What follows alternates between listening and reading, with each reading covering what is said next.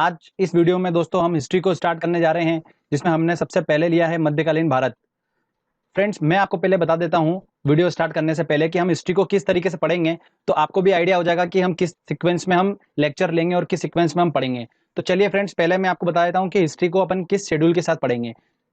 History जो है वो 3 पार्ट में डिवाइड है: प्राचीन भारत, मध्यकालीन भारत और आधुनिक भारत, मॉडर्न हिस्ट्री। हम आज जो लेक्चर ले रहे हैं वो मध्यकालीन भारत से ले रहे हैं, मतलब हमने सबसे पहले मध्यकालीन भारत को स्टार्ट करने जा रहे हैं।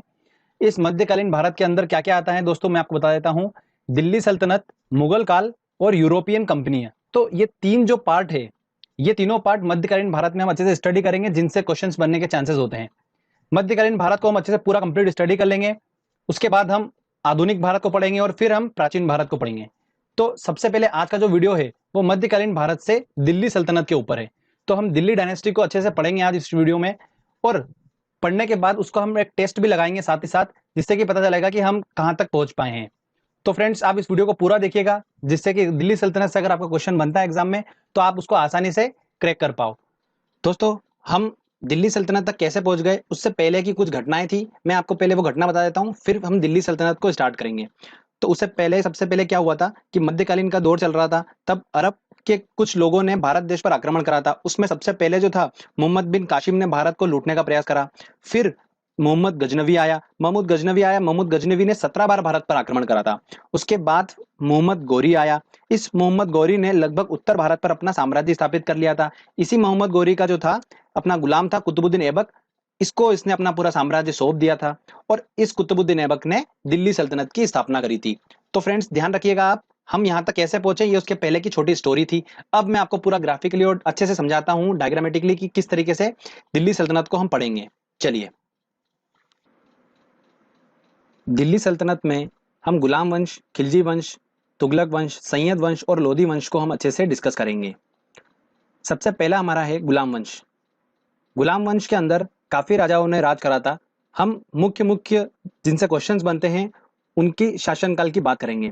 तो सबसे पहले ध्यान रखिएगा, गुलाम वंश के संस्थापक कौन थे? कुतुबुद्दीन ऐबक थे।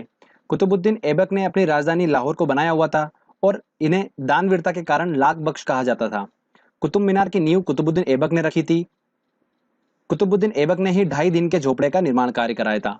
कुतुबुद्दीन ऐबक ने मध्यकाल में सबसे पहले राजस्व प्रथा को चालू करा था। तो ध्यान रखिएगा दोस्तों। इसके बाद इल्तुतमिश आए थे। इल्तुतमिश ने तुर्क के चलगाही और इक्ता प्रणाली चालू करी थी। इक्ता प्रणाली जो है भूमि दान से रिलेटेड है। कुतुब मीनार का निर्माण कार्य पूरा किसने कराया था? इल्तुतमिश ने कराया था। तो ये जनरली क्वेश्चन बनता है, तो आप कंफ्यूज मत होइएगा। इल्तुतमिश के बाद में इन्हीं की बेटी रजिया सुल्तान को शासन दिया गया। रजिया सुल्तान पहली मुस्लिम शासिका थी। तो आप ये क्वेश्चन पूछा था एग्जाम में, तो ध्यान रखिए। रजिया सुल्तान ने अपने शासनकाल में केरा प्रणाली को अपनाया था, मीन्स पर्दा न करना। ये खुले मुंह घूमती थी अपने प्रजा में, तो इस वजह से केरा प्रणाली को इसने अपनाया था। इसका व्यापक पैमाने पर लोगों ने विरोध करा था। रजिया सुल्तान के बाद आया था बलबन। बलबन ने तुर्क ए चलगाही इक्ता प्रणाली दोनों को खत्म कर दिया था, जो कि इल्तुतमिश ने चलाई थी। उसके बाद बलबन एक महाप्रतापी शासक के नाम से जाना जाता था, जिसने हिंदुओं को उच्च पदों पर आसीन करा था। बलबन के ही दरबार में फारसी कवि अमीर खुसरो व अमीर हसन रहा करते थे। अमीर खुसरो जो थे, उनका नाम मोहम्मद हसन था, और तूतिए हिंद के नाम से वो जाने जाते थे। ठीक है फ्रेंड्स, तो ध्यान रखिएगा। बलबन के बाद अंतिम शासक कौन रहे गुलाम वंश के? शंभुद्दीन कैमर्स रहे। तो ये हमारे गुलाम वंश था, जो कि इंपॉर्टेंट था। आपने डायग्रामेटिकली इसको पूरा समझ लिया है, आपको लगता नहीं मुझे कि कोई कंफ्यूजन होगा। अब हम बढ़ते हैं खिलजी वंश की ओर। खिलजी वंश की स्थापना किसने करी थी दोस्तों? जलालुद्दीन फिरोज खिलजी ने खिलजी वंश की स्थापना करी थी।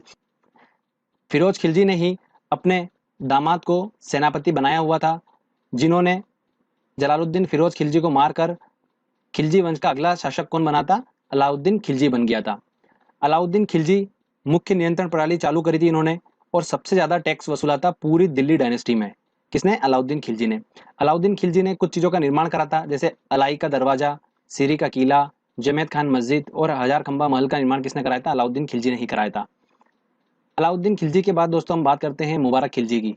तो मुबारक खिलजी जो थे, उन्हें खलीफा के नाम से भी जाना जाता था, और इसके बाद खिलजी वंश का अंतिम शासक कौन हुआ था? खुसरो खां हुआ था। तो दोस्तों, ये खिलजी वंश के बारे में इंपॉर्टेंट पॉइंट्स थे, तो आप ध्यान रखिएगा। इसके खिलजी वंश में मैं आपको एक और चीज बता देता हूँ कि भारत देश में गुप्तचर प्रणाली जो थी वो अलाउद्दीन खिलजी के शासनकाल में चालू हुई थी। बाजार में घूमने वाले गुप्तचरों को क्या कहा जाता था? बरीद कहा जाता था। तो फ्रेंड्स अब हम आगे बढ़ते हैं और बात करते हैं तुगलक वंश की। तुगलक वंश 1320 से लेकर 1414 तक तुगलक वंश था। तुगलक वंश की स्थापना किसने करी थी? गयासुद्दीन तुगलक ने करी थी। सेनापति का नाम इनका क्या था? जूना खां था। ये जूना खां जो था मोहम्मद बिन तुगलक के नाम से आगे जाना गया। गयासुद्दीन तुगलक के शासनकाल में 29 बार मंगलों ने आक्रमण करा और 29 बार वो विफल रहे। गयासुद्दीन तुगलक की मृत्यु कैसे हो गई थी? जूना खां ने एक लकड़ी का महल बनाया था। जब वो बंगाल की तरफ आ रहे थे तब वहां पर उनकी लकड़ी के महल में दबकर मृत्यु हो गई थी और बाद में जूना खां, जो कि मोहम्मद बिन तुगलक के नाम से जाना जाता है, वो अगला शासक बन गया। मोहम्मद बिन तुगलक जो था उसके शासनकाल में अफ्रीकी यात्री इबन बतूता आया था। अफ्रीकी यात्री कहाँ से आया था? ये मोरक्को से आया था। इस इबन बतूता ने रेला नाम की एक पुस्तक लिखी थी जिसके अंदर मोहम्मद बिन तुगलक के शासनकाल का वर्णन किया गया था। मोहम्मद बिन तुगलक ने अमीर ए कोही की स्थापना करी थी जो कि कृषि से रिलेटेड है। मोहम्मद बिन तुगलक ने चमड़े के सिक्के चलवाए थे जिसे इसलिए हिस्ट्री में पागल राजा की उपाधि भी इसे दी गई थी। मोहम्मद बिन तुगलक के बाद फिरोज तुगलक आए। फिरोज तुगलक ने ओनली सिंचाई कर वसूला था। सारे कर को, टैक्सेस को बंद कर दिया था। ओनली सिंचाई कर वसूला था। दीवाने खेरात और दीवाने बगदाद की स्थापना किसने करी थी? फिरोज तुगलक ने करी थी। फिरोज तुगलक के बाद अंतिम शासक तुगलक वंश का कौन था? महमूद तुगलक था। इसके बाद हम सैयद वंश की बात करते हैं। सैयद वंश में कोई इतना इंपॉर्टेंट नहीं है, बस ध्यान रखिएगा इस वंश का संस्थापक कौन था? खिज्र खां था। और अंतिम संस्थापक कौन था इसका? अलाउद्दीन आलम शाह था। लोधी वंश की बात करते हैं तो सबसे पहले बहलोल लोधी ने लोधी वंश की स्थापना करी थी और बहलोल सिक्के इन्होंने चलाए थे। कुछ सिक्के चलाए थे चांदी के जिन्हें बहलोल सिक्के कहा जाता था। उसके बाद आए थे सिकंदर लोधी। सिकंदर लोधी ने 1504 में आगरा शहर की स्थापना करी थी, जो कि ध्यान रखिएगा बहुत ज्यादा इंपॉर्टेंट है। फिर आए थे इब्राहिम लोधी। ये इब्राहिम लोधी लोधी वंश के अंतिम शासक हुए थे। बाबर ने इब्राहिम लोधी के शासनकाल में हमला करा था भारत में और इन्हें 1526 में पानीपत के प्रथम युद्ध में इब्राहिम लोधी को हरा दिया था और मुगल साम्राज्य की स्थापना कर दी थी। तो फ्रेंड्स यहाँ पर हमारा दिल्ली सल्तनत पूरा खत्म होता है। अब जो नेक्स्ट लेक्चर होगा उसमें हम मुगल साम्राज्य से स्टार्ट करेंगे। एक दो पॉइंट और आपको मैं इंपॉर्टेंट बताता हूँ। मोहम्मद गोरी जब भारत देश में जीता था तो उसने कुछ इंपॉर्टेंट युद्ध लड़े थे। तो उसमें इंपॉर्टेंट था तराइन का प्रथम युद्ध। तराइन का प्रथम युद्ध जो था वो पृथ्वीराज चौहान के साथ लड़ा था उसने और उसमें हार गया था। तराइन का द्वितीय युद्ध फिर लड़ा उसने मोहम्मद गोरी ने और किसके साथ लड़ा था? पृथ्वीराज चौहान के साथ ही लड़ा था और इस बार वो मोहम्मद गोरी जीत गया था। तो ये इंपॉर्टेंट ध्यान रखिएगा। मोहम्मद गोरी के बारे में एक और इंपॉर्टेंट बात बताता हूं मैं। मोहम्मद गोरी ने अपने शासनकाल में कुछ इस तरीके के सिक्के चलाए थे कि उनपे लक्ष्मी का फोटो अंकित था। तो ध्यान रखिएगा दोस्तों। अब हमने दिल्ली सल्तनत को अच्छे से पढ़ लिया। अब हम टेस्ट लगाते हैं और देखते हैं कि हमको कितना अच्छे से याद हुआ है और हम किस तरीके से क्वेश्चन को सोल्व कर पा रहे हैं। तो चलिए फ्रेंड्स टेस्ट की ओर चलते हैं। दोस्तों हमारा पहला क्वेश्चन है, रजिया सुल्तान किसकी बेटी थी? तो हमें पता है कि इल्तुतमिश के बाद रजिया सुल्तान बनी थी और इल्तुतमिश की वो बेटी थी। तो ध्यान रखिएगा पहली मुस्लिम शासिका भी कौन थी? रजिया सुल्तान थी। तो इसका आंसर होगा ए। तराइन की पहली लड़ाई किसके बीच हुई थी? तो मैंने आपको बताया था मोहम्मद गौरी और पृथ्वीराज चौहान के बीच में हुई थी और इसमें मोहम्मद गौरी हार गया था और पृथ्वीराज चौहान जीत गया था। तो मोहम्मद गौरी और पृथ्वीराज चौहान, आंसर डी। तो इसका आंसर होगा डी। निम्नलिखित में से किसकी पोलो खेलते हुए मृत्यु हो गई थी? अच्छा एक बात ध्यान रखिएगा, जो कुतुबुद्दीन ऐबक था जिसने कुतुब मीनार की नींव रखी थी, वो पोलो का बहुत ज्यादा शौकीन खिलाड़ी था और पोलो खेलते हुए ही उसकी मृत्यु हो गई थी। तो एक बात ध्यान रखिएगा, लेक्चर में मैंने इंक्लूड नहीं करा है वो पॉइंट, तो यहाँ पर आपको मैं बता रहा हूँ कुतुबुद्दीन ऐबक की पोलो खेलते हुए मृत्यु हो गई थी। तो इसका आंसर होगा ए। चलिए आगे इंपॉर्टेंट क्वेश्चंस लेते हैं हम। आगरा शहर की स्थापना किसके द्वारा की गई थी? तो आगरा की स्थापना मैंने आपको बताया था जब हम लोधी डायनेस्टी पढ़ रहे थे, तब बहलोल लोधी ने चांदी के सिक्के चलाए थे और उसके बाद सिकंदर लोधी आया था और उसने आगरा की स्थापना करी थी 1504 में। तो लोधी, सिकंदर लोधी इसका आंसर होगा, आंसर डी। लोधी वंश का अंतिम शासक कौन था? फ्रेंड्स आपको पता ही है कि इब्राहिम लोधी उसका अंतिम शासक था जिसको बाबर ने पानीपत के प्रथम युद्ध में हराया था। तो आंसर होगा इसका बी। भारत के दिल्ली पर राज करने वाली पहली मुस्लिम महिला शासिका कौन थी? मुमताज, नूरजहां, रजिया सुल्तान। ऑब्वियस सी बात है दोस्तों, रजिया सुल्तान थी, मैं आपको बता चुका हूं। चलिए आगे इंपॉर्टेंट क्वेश्चंस लेते हैं। यात्री इबन बतूता कहां से आया था? तो किसके शासनकाल में आया था फ्रेंड्स? ये मोहम्मद बिन तुगलक के शासनकाल में आया था। अफ्रीका से, मोरक्को से आया था, मैं आपको बता चुका हूं, आंसर होगा इसका ए। कुतुब मीनार का कार्य किसने पूरा करा था? देखो काफी कंफ्यूजन है, लोग इसको क्या करके आते हैं, कुतुबुद्दीन ऐबक करके आते हैं, बट न्यू कुतुबुद्दीन ऐबक ने रखी थी, बट कंप्लीट काम उसका किसने कराया था? इल्तुतमिश ने कराया था। लाख बख्श किसके नाम से जाना जाता है? तो फ्रेंड्स बाबर, अकबर बिल्कुल भी नहीं, कुतुबुद्दीन ऐबक को ही इसकी दानवीरता के कारण लाख बख्श कहा जाता था। चलिए आगे और इंपॉर्टेंट क्वेश्चंस। इनमें से किसने इक्ता प्रणाली चालू करी थी? फिरोज तुगलक, बलबन, कुतुबुद्दीन ऐबक और इल्तुतमिश ने।